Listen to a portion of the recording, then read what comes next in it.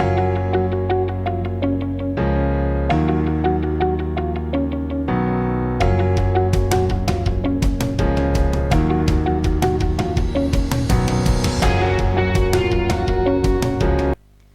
anak-anak, Assalamualaikum warahmatullahi wabarakatuh. Bagaimana kabarnya hari ini? Semoga kalian tetap sehat dan semangat ya. Kita akan belajar IPA pada hari ini, melanjutkan materi kita kemarin ya.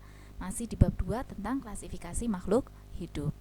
Yang akan kita pelajari hari ini adalah tentang klasifikasi makhluk hidup itu apa sih? Nah, pengertiannya, klasifikasi adalah kegiatan pengelompokan makhluk hidup berdasarkan persamaan dan perbedaan ciri-ciri makhluk hidup. Jadi pengelompokan intinya ya. Kemudian ilmu yang mempelajari klasifikasi ini disebut dengan taksonomi. Nah, yang berikutnya, siapa sih penemunya? Penemunya adalah Carolus Linnaeus. Sekarang kita akan lanjutkan mempelajari yang lebih spesifik lagi ya. Nah, tujuannya apa? Tujuannya untuk mempermudah dalam mempelajari organisme yang beraneka ragam. Kita tahu ya, Indonesia sangat banyak sekali. Bahkan tidak hanya Indonesia ya, di dunia ini banyak sekali ragamnya. Maka kita lebih mudah kalau dikelompokkan. Kemudian yang berikutnya, mengetahui hubungan kekerabatan antara makhluk hidup satu dengan yang lainnya. Dan yang ketiga, untuk mengetahui manfaat dari tiap-tiap jenis makhluk hidup. Ini ya tujuannya.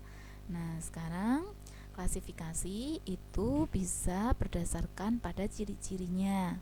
Ciri-cirinya apa? Misalnya jenis makanannya. Misalnya hewan pemakan tumbuhan dijadikan satu kelompok yang disebut dengan herbivora. Kemudian pemakan hewan karnivora, kayak gitu ya. Dan bisa juga dikelompokkan berdasarkan ciri morfologinya, ciri anatominya, ciri fisiologi, dan habitat atau tempat tinggalnya. Nah, yang berikutnya klasifikasi filogeni. Nah, ini berdasarkan pada kekerabatannya. Ada yang pertama adalah sistem 2 kingdom, 3 kingdom, 4, 5, dan 6 kingdom. Kingdom itu apa sih? Nah, kingdom itu artinya dunia. Nah, oke, kita akan membahas satu saja dari sistem kingdom ini ya. Kita akan membahas yang 5 kingdom saja, dan yang lainnya nanti tidak kita bahas. Next.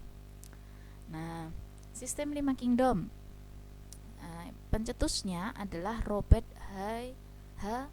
Whittaker. Nah, Robert H. Whittaker ini adalah bapak klasifikasi 5 kingdom. Nah, menjadi apa saja kingdomnya, dunianya? Jadi makhluk hidup dibagi menjadi 5. Yang pertama kingdom Monera, kingdom Protista, kingdom Fungi, kingdom Plantae, dan kingdom Animalia. Nah, kita akan bahas satu persatu dari kingdom itu nanti. Nah, bagian dari kingdom nanti ada takson anak-anak. Nah, takson ini kelompok-kelompok kecil dalam setiap kingdom yang menempati tingkatan tertentu. Nah, urutannya sebagai berikut. Jadi urut-urutannya, kelompok-kelompoknya untuk tumbuhan dan hewan itu hampir sama ya anak-anak ya. Cuman bedanya pada tumbuhan itu menggunakan divisi atau divisio, dan hewan itu filum atau pilum. Nah, ini yang bedanya ya. Oke, kita akan masuk berikutnya tentang tata nama atau sistem binomial nomenklatur, sistem nama ganda. Nah, untuk tata nama ilmiah ada syarat-syaratnya. Yang pertama, menggunakan bahasa ilmiah atau Latin. Terdiri dari 2 kata. Yang pertama menunjukkan genus, yang kedua spesies. Huruf depan menggunakan huruf kapital. Kalau yang kata berikutnya, yang kedua tidak menggunakan kapital. Penulisannya secara manual. Nah, bisa di garis bawah, bisa garis miring. Contohnya Amoeba proteus, nah, Hibiscus rosa sinensis. Nah, ini nama-nama Latin ya.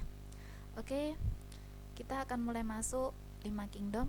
Kingdom pertama adalah Monera. Ciri kingdom ini adalah selnya tidak memiliki membran inti. sehingga disebut dengan prokariotik. Nah, kingdom Monera ini dibagi menjadi dua, yaitu bakteri dan ganggang hijau atau biru. Nah, berikutnya contoh bakteri, ada Salmonella typhosa dan seterusnya.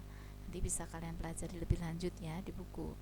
Ini bentuk dari bakteri, ada yang berbentuk batang, ada yang berbentuk bulat-bulat ya. Nah, ada yang berbentuk spiral dan sebagainya. Oke, berikutnya untuk Cyanophyta atau ganggang ini ada yang uniseluler, multiseluler, berkoloni atau tunggal. Pigmennya warna biru hijau, memiliki klorofil. Nah, contohnya ganggang biru ini ya, Anabaina cisadae misalnya, bersimbiosis dengan akar pakis haji. Next. Nah, ini gambar-gambarnya ya, gambar ganggang biru. Nah, oke, berikutnya kingdom Protista. Nah, kingdom Protista ini memiliki selaput inti sehingga disebut eukariota. Nah, dia bersifat heterotrof, berkembang biak secara kawin dan tak kawin. Nah, secara kawin dengan konjugasi, sedangkan tak kawin dengan membelah diri. Nah, ini kingdom Protista dibagi menjadi dua, yaitu protozoa dan ganggang. Protozoa ini dia diklasifikasikan berdasarkan alat geraknya, sedangkan ganggang berdasarkan pigmen warnanya. Nah, ini ya contoh dari protozoa, ada yang berupa rhizopoda, flagellata, ciliata, dan sporozoa. Kemudian contoh protozoa, nah ini ada gambarnya ya anak-anak ya. Oke. Kemudian yang berikutnya adalah kingdom Protista untuk ganggang atau alga. Ganggang atau alga ini dibagi menjadi 4 ya. Ada ganggang hijau, merah, coklat, dan pirang. Nah, ini untuk ganggang contoh-contohnya. Kemudian manfaatnya ada di sini semua. Nanti silahkan dipelajari lebih lanjut dan dicatat ya. Oke. Contoh ganggangnya, ini ada gambarnya ya. Kalian akan banyak menemukan di daerah pantai ya. Oke, berikutnya adalah kingdom fungi atau jamur. Fungi atau jamur ini dia tidak memiliki klorofil, bersifat heterotrof, hidupnya saprofit atau parasit. Nah, untuk fungi dibagi menjadi dua, mikroskopis dan makroskopis. Oke, contohnya ini gambarnya. Ada jamur ragi, jamur kayu, jamur tiram. Yakin kalian juga tahu dan mungkin sudah pernah makan jamur ini ya. Oke, sekarang yang terakhir tugas anak-anak. Kalian kerjakan soal di buku paket halaman 44 nomor 3 yang A, B, C, dan D. Kalian kerjakan di buku tugas kalian dan dikumpulkan pada pengumpulan tugas bulan September ya. Oke, demikian anak-anak pelajaran kita pada siang hari ini. Semoga bisa